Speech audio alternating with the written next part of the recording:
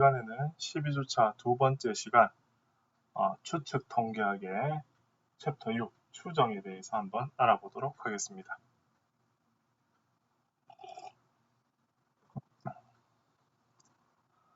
자, 이 파트 2 부분은 파트 1은 기술 통계학이었고요. 이제 파트 2는 추측 통계학인데 챕터 6 추정에서부터 가설 검정, 분산 분석, 범주형 자료 분석, 상관 분석과 회귀 분석 이렇게 되어 있습니다. 희귀가 아니고 회귀 분석입니다. 이렇게 되어 있는데 이제 앞으로 남아있는 수업할 수 있는 시간이 얼마 없어서 아무튼 진도를 나갈 수 있는 만큼 최선을 다해서 그렇게 일단 해볼 텐데 뒷부분까지 이 책을 다 끝내기는 조금 다소 무리가 있고요. 한 학기에 한 단계. 그래서 이 6장 추정부터 차근차근 한번 살펴보도록 하겠습니다. 자, 6장 이 추정을 하기 전에 우리 교재 몇 페이지냐면 221페이지를 보면 추측 통계학은 추출된 표본으로부터 모집단의 일반적인 특성을 추측해내는 방법이다. 거기다 줄을 하나 치세요.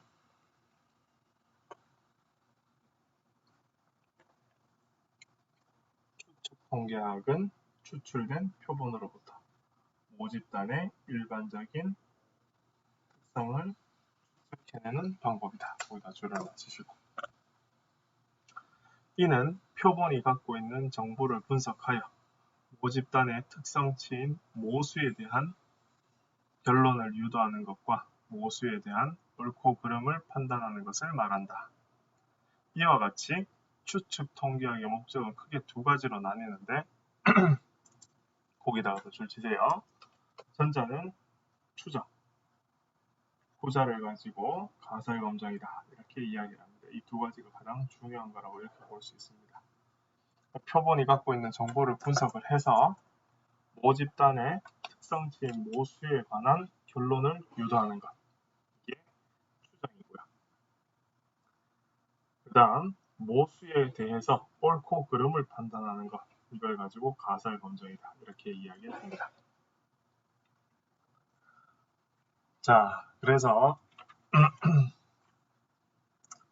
이제 이 챕터 6은 1절부터 7절까지 나와 있는데 통계적 추정, 모평균의 추정, 모평균 차의 추정, 모비율의 추정, 모비율 차의 추정, 모분산의 추정, 표본의 크기 결정 이렇게로 나눠지겠습니다. 학습 목표를 한번 살펴보면 추정량과 그 성질을 이해한다. 점 추정과 구간 추정의 뜻을 알고 이들의 관계를 이해한다. 모평균과 모비율을 추정하고 그 결과를 해석할 수 있다. 표본의 크기를 구하고 이를 활용할 수 있다. 이렇게 나와 있습니다. 자, 222페이지를 한번 쭉 읽어보도록 하겠습니다. 2002년 제16대 대통령 선거에서 당시 지지율 1위였던 L 후보에 대항하여 N 후보와 J 후보가 단일화를 위해 후보 단일화 여론조사를 시행하였다. 이러한 여론조사는 신속하게 이루어져야 하므로 모든 유권자를 대상으로 조사하는 것은 사실상 불가능하다. 그러므로 유권자의 일부, 즉 표본을 선택하여 조사하고 이를 과학적으로 분석하여 전체 유권자의 지지 성향을 추측해야 한다. 그렇죠? 모든 유권자인 모집단을 전부 조사하는 것은 불가능하니 그 중에 유권자의 일부, 즉 표본을 선택해서 조사를 해야 된다는 거고요. 여기에서 전체 유권자의 지지율과 표본으로 선정된 일부 유권자의 지지율이라는 두 가지 특성값이 등장하는데 전체 유권자의 지지율은 미지수이고 일부 유권자의 지지율은 조사 결과로부터 알 수 있다. 그렇죠. 전체 유권자는 누구를 지지하는지 모르는데 샘플로 보면 이런 표본의 지지율은 조사를 해보면 알 수 있죠. 이때 유권자 전체인 모집단의 특성치를 모수라고 하고 표본으로부터 얻은 정보를 이용하여 과학적으로 미지의 모수를 추론하는 과정을 가지고 통계적 추측. 통계적 추론은 크게 추정과 가설 검증으로 이렇게 나눠지게 되어 있죠. 자, 그래서 거기 보시면 표본으로부터 얻은 정보를 이용하여 과학적으로 미지의 모수를 추론하는 과정을 가지고 이제 우리 배울 겁니다. 통계적 추측이라고 하고, 이런 통계적 추론은 두 가지로 나뉜다고 했습니다. 표본이 갖고 있는 정보를 분석해서 모집단의 특성치인 모수에 대한 결론을 얻는 추정과 모수에 대한 옳고 그름을 판단하는 가설 검증으로 그렇게 나뉩니다. 한편 표본으로 선정된 각 대상은 어떤 확률 분포에 의하여 모집단으로부터 무작위로 선정되므로 서로 독립적인 관계를 가지고 있다. 이때 모수 세타를 추정하기 위하여 사용되는 통계량을 추정량이라고 하고, 이 장에서는 모집단으로부터 추출된 표본으로부터 모수의 특성값을 추정하는 방법인 점추정과 구간추정에 대해서 배울 것이다. 이렇게 나와 있습니다. 그래서 222페이지 한번 정독해 보시기를 권하고요. 이제 223페이지 통계적 추정부터 한번 살펴보도록 하겠습니다.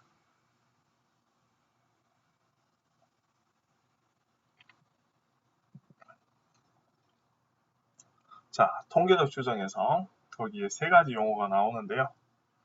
처음에 나오는 건 모집단의 특성치인 모수를 알아내는 것은 첫 번째 줄입니다. 통계적 추론에서 가설 검증과 더불어 가장 중요한 과제 중 하나이다. 그렇습니다. 그 다음 모집단으로부터 추출된 표본에서 얻은 통계량을 이용하여 모집단의 특성치인 모수를 파악하는 것을 추정이라고 합니다. 추정.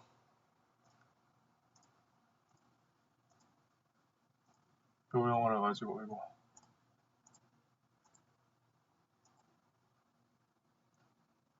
추정이라고 합니다. estimation이라고 하는데, 모집단으로부터 추출된 표본에서 얻은 통계량을 이용해서 모집단의 특성치인 모수를 판단하는 것. 모수라고 하는 것은 뭐다? 모집단의 특성치를 가지고 모수라고 합니다. 점추정은 뭐냐면 추정량들은 가변적이므로 최적의 추정량을 설정해서 가장 보편타당한 추정값을 얻어야 되는데, 이러한 최적의 추정값을 구하는 과정을 점추정이라고 이렇게 이야기합니다.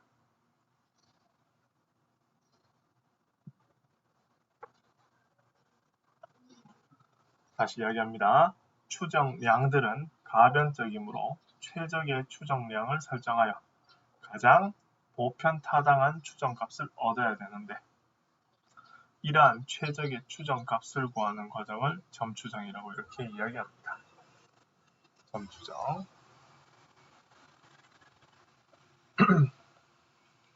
그러나 점추정에 의한 모수의 추정은 표본이 어떻게 산정되었느냐에 따라 잘못 추정하는 오류를 범할 수 있으므로 어느 정도의 확신을 가지고 모수의 참값이 포함되었을 구간을 추정하는 방법을 가지고 여기 이야기하는 구간 추정이라고 이렇게 이야기합니다. 그래서 이런 세 가지 용어들은 좀 기억을 해 주시면 좋겠습니다. 첫 번째 게 추정, 두 번째 게 점추정, 그리고 세 번째 어느 정도의 확신을 가지고 모수의 참값이 포함되었을 구간을 추정하는 방법. 이렇게 요 세 가지, 구간 추정까지 요 세 가지를 기억하셨으면 좋겠습니다.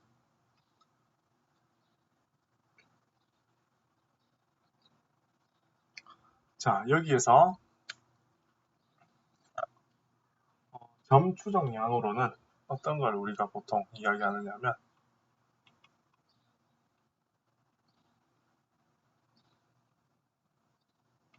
점추정량은 대체로 점추정량이 뭐라 그랬죠? 추정량들이 가변적이니까 최적의 추정량을 설정해서 가장 보편타당한 추정량을 얻기 위한 그런 방법이 점추정량인데, 제가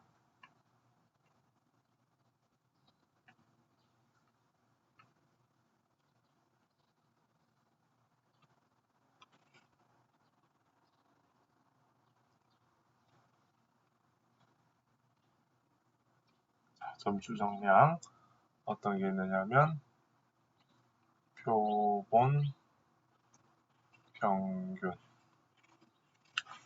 중앙값 그 다음 최빈값 이런 것들을 사용할 수 있습니다. 이 점추정할 때 이런 거 씁니다. 표본의 평균 중앙값이 뭐죠? 자료들 중에 가장 중앙에 있는 값. 최빈값이 뭐죠? 가장 많이 나타나는 거. 영어로 이건 메디안이라고 하고요. 여기는 모드라고 이렇게 이야기합니다. 빈도수죠. 이때 성질이 가장 좋은 추정량을 사용하는 것이 바람직한데, 미지의 모수를 세타라고 할 때 세타를 추정하는 통계량 세타 햇이 사용되었다면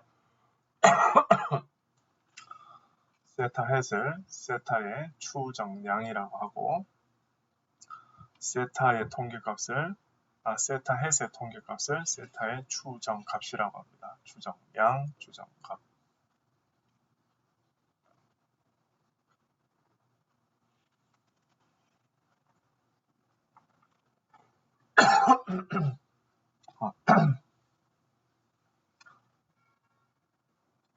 자, 223페이지 아래쪽에 보면 추정량은 추출된 표본에 따라 변하는 통계량이므로 모수에 따라 통계량은 여러 가지가 있을 수 있는데, 어떤 추정량 세타 햇이 좋고 나쁜지는 추정량의 표본 분포가 모수 세타 주위에 어떤 형태로 분포되었는가에 따라서 그렇게 달려있다. 그래서 추정량을 찾는 방법이나 추정량의 성질에 대한 설명은 조금 어려워서 여기서 그냥 간단하게 소개하는 정도로만 이렇게 이야기를 하는데, 이 그림을 두 개를 한번 보도록 하겠습니다. 먼저 용어가 불편 추정량, 편의 추정량 이렇게 두 가지가 나옵니다. 이 불편 추정량이라고 하는 것은 영어로 unbiased estimate라고 해서 비아스라고 하는 말이 들어가는데, 바이아스 또는 비아스라고 하는데 이게 편차란 뜻입니다. 근데 이 앞에 on이 붙었으니까 편차가 존재하지 않는 이런 뜻입니다. 그래서 여기 보시면 세타 햇의 평균과 세타의 값이 같다는 겁니다. 그럴 때 변하지 않는 추정량이라고 해서 불편 추정량이라고 이렇게 이야기를 하고요. 얘는 여기가 세타고 E의 세타 햇이 여기여서 차이가 분명히 나죠. 이걸 가지고 비아스라고 하는데 차이. 그래서 얘는 영어로 biased estimate라고 해서 우리말로 편의 추정량이라고 이렇게 이야기를 합니다. 그래서 용어의 느낌이 좀 반대죠. 불편, 편의 이렇게 이야기합니다. 볼게요. 모수 세타에 대해서 점 추정량 세타 햇에 대해서 E의 세타 햇의 평균이 세타이면 추정량 세타 햇은 불편성을 갖는다. 즉 변하지 않는다 이런 뜻이고, 세타 햇을 세타의 불편 추정량, 변하지 않는 양이다 이렇게 이야기합니다. 불편 추정량이 아닌 것, 즉 평균하고 여기 있는 이 E의 세타 햇과 세타가 이렇게 다르게 되면 이걸 가지고 우리는 편의 추정량이라고 이렇게 이야기하고, 그 다음에 이 편의, 비아스는 뭐다? 그러면 이게 0이 아니기 때문에, 같지 않기 때문에 이것과 이것의 차이가 나오는데, 이것을 가지고 바이아스 또는 비아스, 편차 또는 편이다 이렇게 이야기합니다.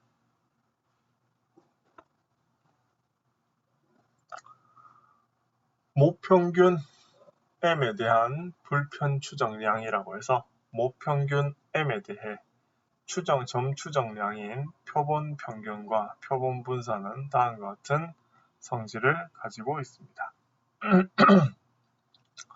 첫 번째, 표본 평균 X바는 모평균에 변하지 않는 양이다. 불편 추정량이다. 이렇게 되어 있고, 표본 분산은 모분산의 역시 불편 추정량이다. 이 두 가지는 줄쳐놓고 꼭 기억을 하십시다.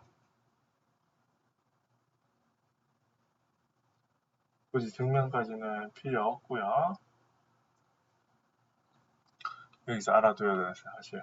그런데 표본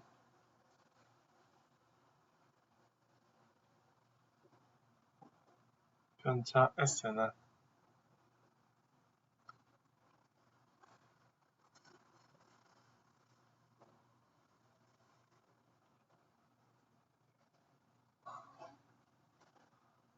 시그마의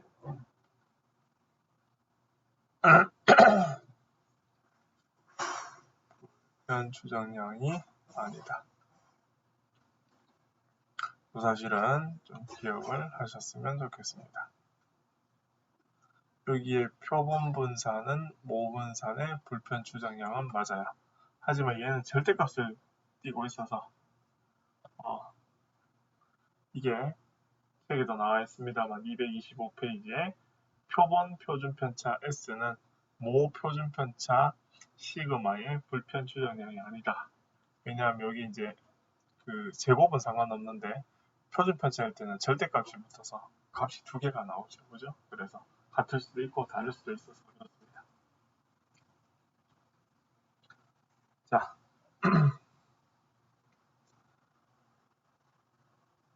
계산 한번 해보도록 하죠. 6-1번.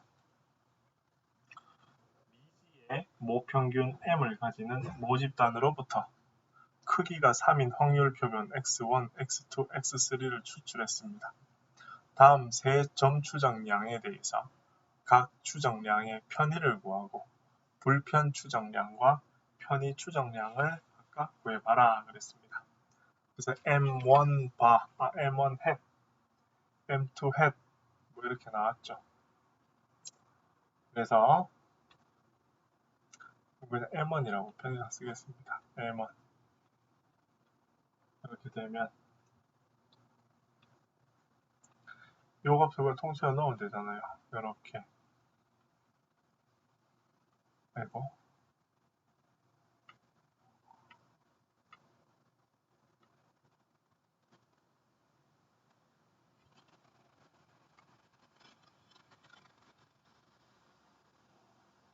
이렇게 되어 있고요.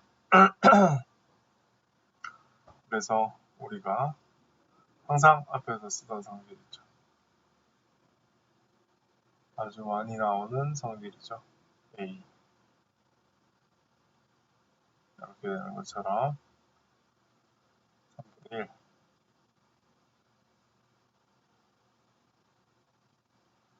이렇게 될 겁니다. 미지의 모평균이라고 했는데 여기서 지금 세 개의 각각을 다 더해서 3으로 나눴으니까 이때 평균은 뭐가 되더라? M이 되겠습니다. 그 다음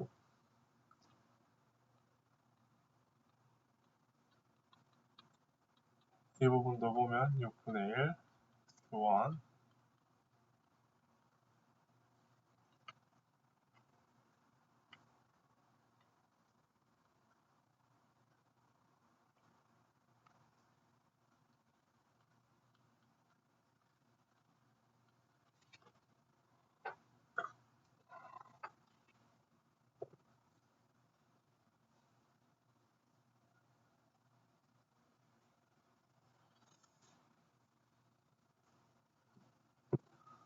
자 여기도 보면 이렇게 되겠죠.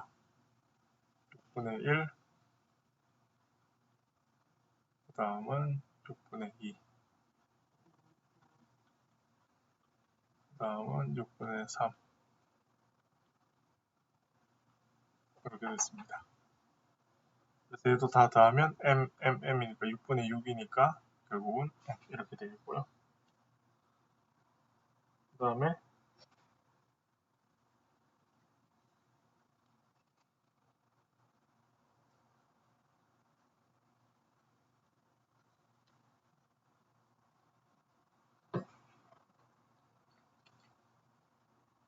세 번째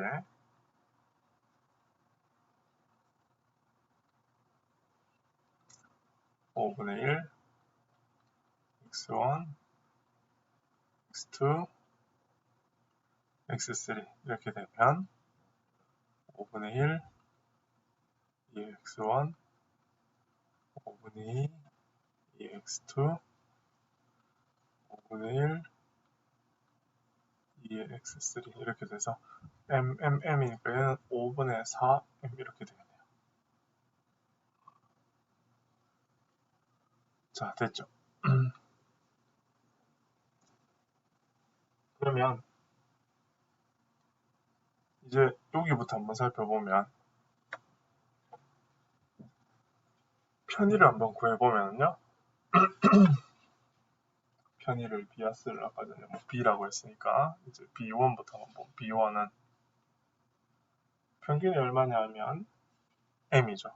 그 다음 원래 여기는 모평균도 역시 얼마라고 했습니까? M이라고 했으니까 M 빼기 M 해서 얘는 0입니다. 불편 추정량이고요. B2 역시 M 빼기 M이 0이니까 불편 추정량. 세 번째 B3는 살펴보면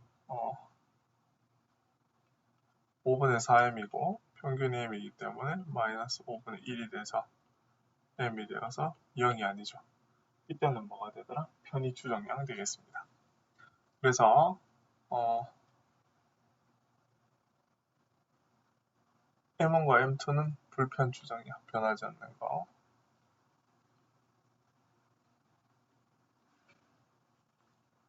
여기는 M3는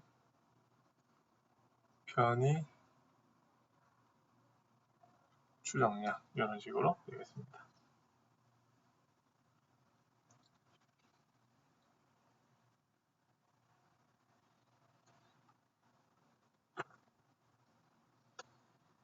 자, 정리되셨는가요?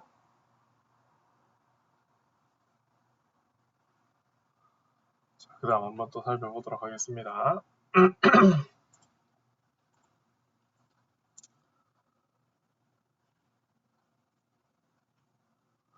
자, 유효 추정량에 대해서 한번 살펴보도록 하겠습니다. 유효 추정량. 모수 세타에 대해서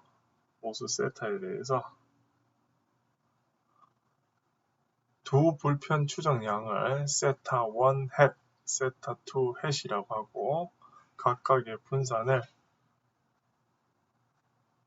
세타 1에 뭐 요렇게라고 할 때, 자 가만히 보시면 분산이 얘가 더 큽니다. 오른쪽에 있는 게 왼쪽에 있는 것보다 더 클 때 세타 1이 세타 2보다 더 유효한 추정량이다. 자, 다시 한번 보도록 하겠습니다. 모수 세타에 대해서 두 불편 추정량이 이렇게 있습니다. 분산도 있어요. 근데 분산이 세타 2 햇이 더 커요. 즉 흩어진 정도가 크다는 거죠. 그러니 이렇게 됐을 때 여기 보시면 세타 1은 지금 어떻게 돼요? 이렇게 분산이 작으니까 평균주의로 이렇게 모여 있고요. 세타 2는 세타 1에 비해서 크다고 했기 때문에 얘는 다소 이렇게 흩어져 있겠죠. 이렇게 봤을 때 우리가 어떤 게 더 중요할까요? 평균 근처에 이렇게 모여있는 얘가 더 유효하기 때문에 우리는 이 세타 1이 세타 2보다 더 유효한 추정량이다. 이렇게 이야기할 수 있겠습니다.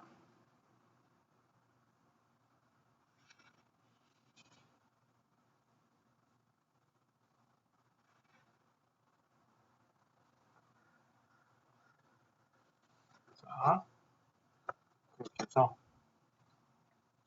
예제 6-2번도 한번 보도록 하겠습니다.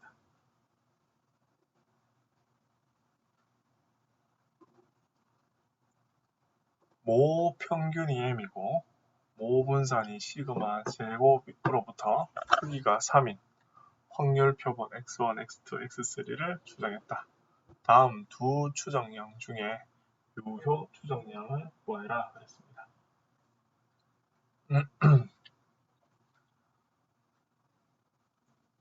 자, 그러면 분산을 구해야 되잖아요. 똑같고 크기가 3이라고 했으니까 분산을 한번 구해보면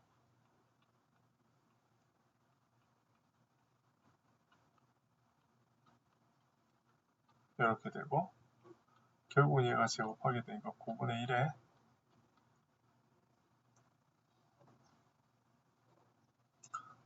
이렇게 되고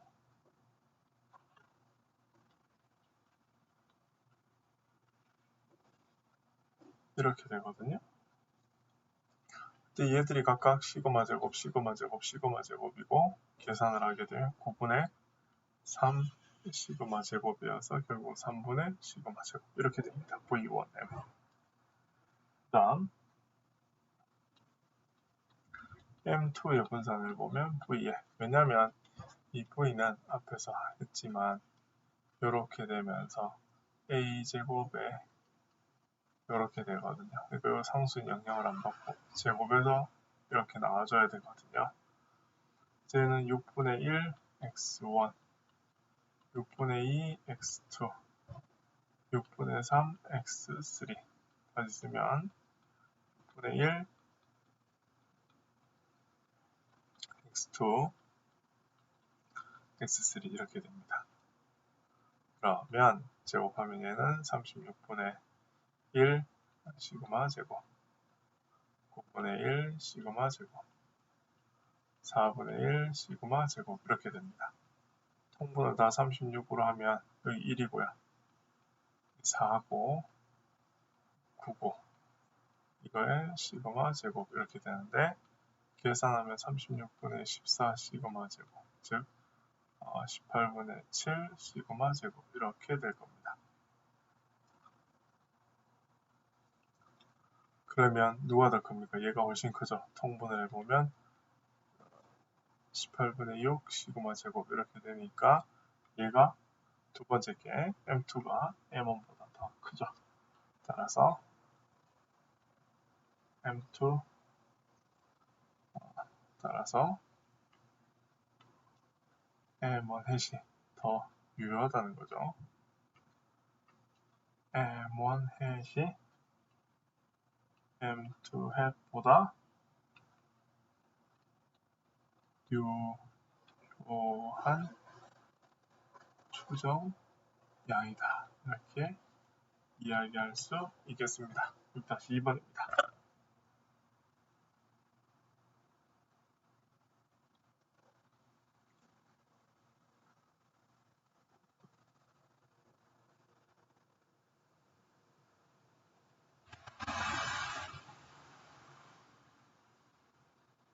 자, 정리하시고요.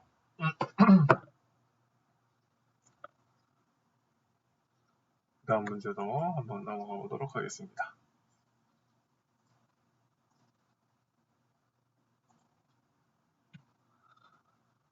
3번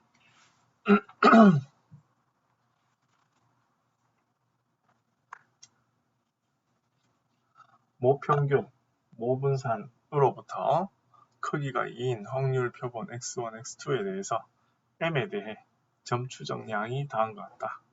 a1, a2는 양의 실수일 때 a, m이 모평균 m에 대해서 m-이 모평균 m에 대해서 불편 추정량이 되기 위한 a1, a2의 값을 구해라. 자, 1번부터 한번 보도록 하겠습니다.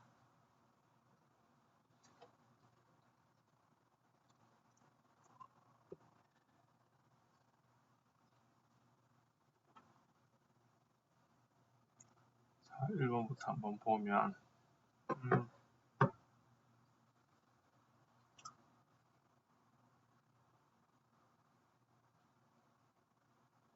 자, 그 평균을 일단 구해야 되죠. 뭘 한번 구해보면요. 여기 지금 있죠? A1, X1, A2, X2. 상수이기 때문에 이렇게 나오고, 이렇게 되고, 이렇게 되고요. 근데 얘도 m이고 얘도 m이기 때문에 m으로 묶어내서 A1 더하기 A2 이렇게 하면 되겠습니다. 근데 얘가 지금 뭐가 돼야 돼요? 불편 추정량. 이거 모평균에 대해서 똑같아야 되니까 얘가 곧 뭐가 돼야 된다는 말이죠? m이 돼야 된다는 말이잖아요. 얘가 곧 불편 추정량이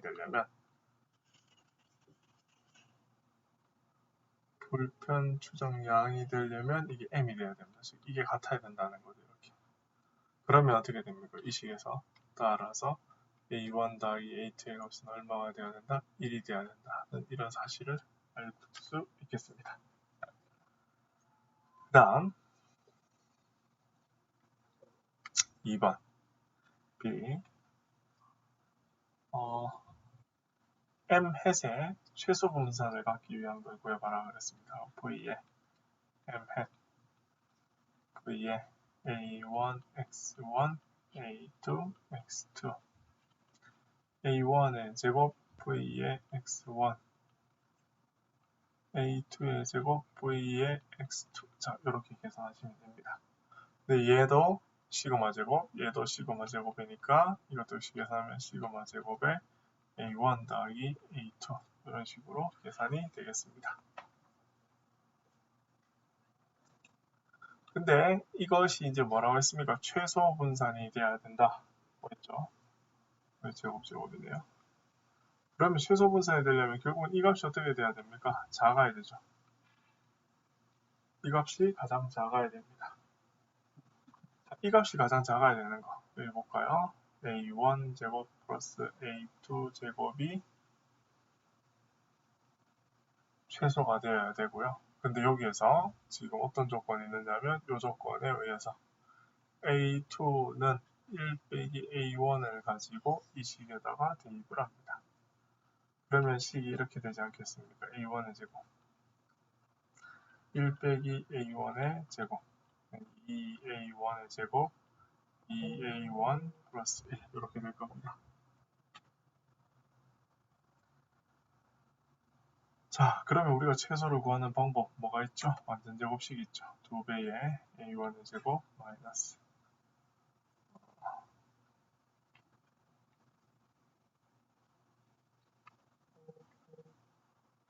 A1 플러스 1 이렇게 되고요.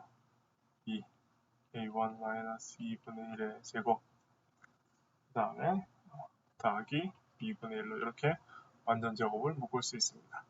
그러면 여기서 알 수 있는 사실이 뭐냐면 A가 A1이 얼마? 2분의 1일 때 2분의 1이라고 하는 무슨 값을 가지더라? 최소를 가지더라. 이렇게 되죠. 그래서 최소 분산이 되기 위한 A의 값은 얼마? 2분의 1. A가 2분의 1이기 때문에 B의 값은 얼마? 2분의 1이 되는 그런 형태가 되겠습니다. 여기 있는 6-3번 같은 경우는 뭐 이렇게 저렇게 많은 정보들을 물어보는 문제여서 우리 학생들이 한번 생각을 꼭 해볼 필요가 있지 않나 이렇게 생각이 됩니다.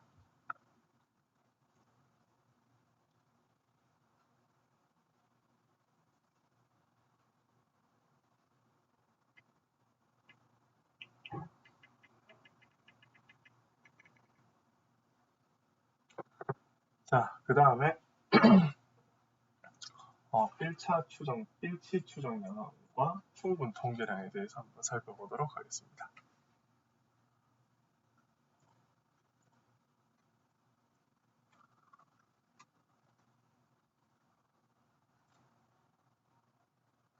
자, 일치 추정량이라고 하는 것은 모수 세타의 추정량을 세타 햇이라고 할 때 임의의 양수에 대해서 세타 햇이 세타의 확률을 수렴하면 즉 이 무슨 말이냐면 이 차이가 없다는 뜻이에요. 이 엡실론이라고 하는 것은 임의의 양수들 아주 작은 수거든요. 실제로 이야기하면 이 세타 햇과 이 세타에는 거의 차이가 없다라고 하는 거죠. 그 값이 항상 1이라는 거고요. 얘는 세타 햇과 세타의 차이가 엡실론 어떤 작은 오차보다 큰 게 있느냐 큰 게 없다는 뜻이에요. 그러니까 거의 얘들 둘은 같다는 거. 라고 이렇게 보시면 무방하겠습니다. 이것을 가지고 세타 해슬 세타의 일치 추정량이라고 합니다. 해석 다시 이렇게 합니다. 이 말은 세타 핵과 세타의 차이가 요 임의의 양수거든요. 임의의 양수보다 작다니까 거의 없다라는 뜻이에요. 거의 없는 확률이 1이라는 거니까 거의 없다는 뜻이고, 얘는 세타 핵과 세타의 차이가 임의의 양수보다 크다 그러니까 좀 있을 확률이 없다는 거예요. 즉 세타 핵과 세타의 차이가 날 확률이 없다는 거니까 차이가 나지 않는다 이런 뜻입니다. 그 다음 아래쪽에 있는 이 체비쇼프 부등식은 통계하는 데 있어서 가장 많이 나오는 부등식이죠. 외우시면 되겠습니다.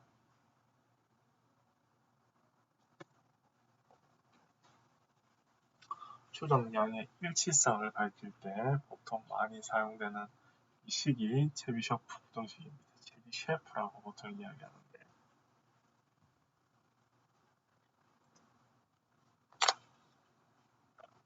모평균 m에 대한 일치 추정량을 보면 모평균 m에 대한 점 추정량인 표본 평균, 표본 분산, 표본 비율은 다음과 같은 성질을 가지는데, 거기 보시면 평균은 표본 평균은 모평균에 대해서 일치 추정량이다. 중요하고요.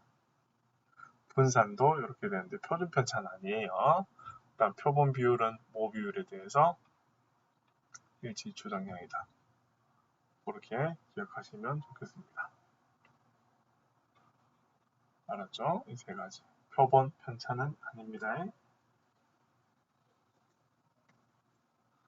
충분 통계량.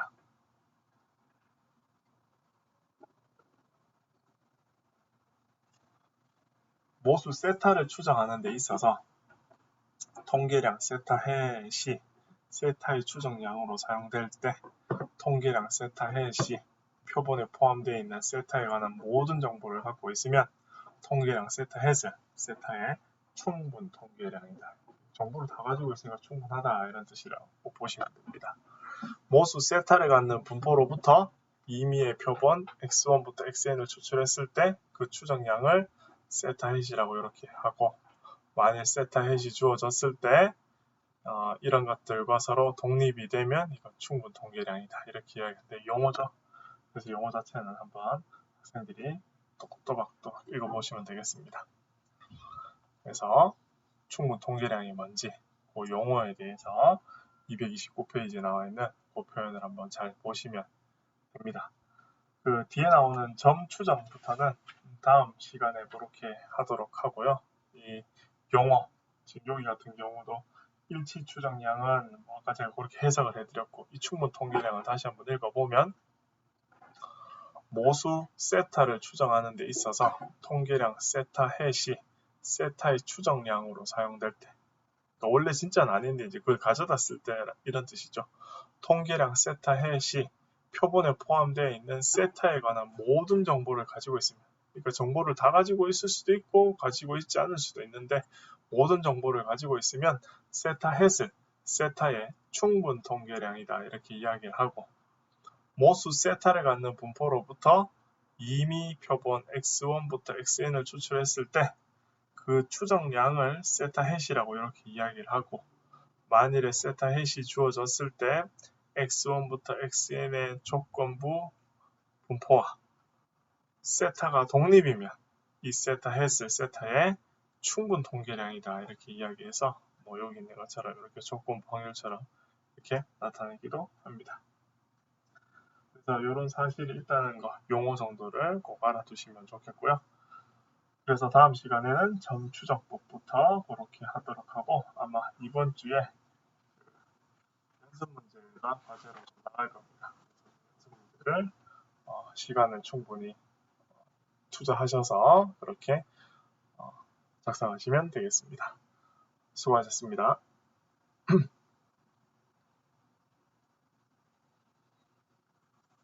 그리고요, 그 기말고사는 비대면으로 그렇게 진행할 예정입니다. 추후에 정확한 공지가 나오게 되면 그때 다시 말씀을 드리겠지만, 지금 상태로 봤을 때는 비대면으로 제한된 시간에 시험을 치르고 그 그 시험지를 이렇게 업로드하는 방식으로 그렇게 진행하도록 하겠습니다. 수고하셨습니다.